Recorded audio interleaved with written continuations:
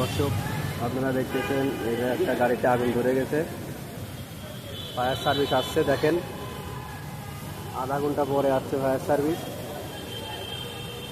মানে গাড়ি পুরা একবারে পুড়ে যাওয়ার পরে পুরা জ্যামজাট বেঁধে গেছে গুলশান নিকেতন 1 নম্বর গেটের সামনে।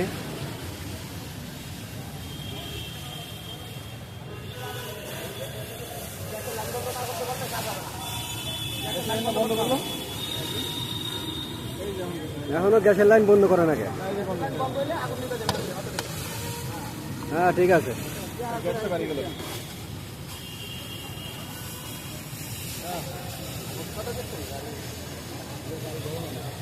আগুন আগুন পুরো আগুন, গাড়ি তো আগুন পুরো ভিতরে তো আগুন লেগে গেছে।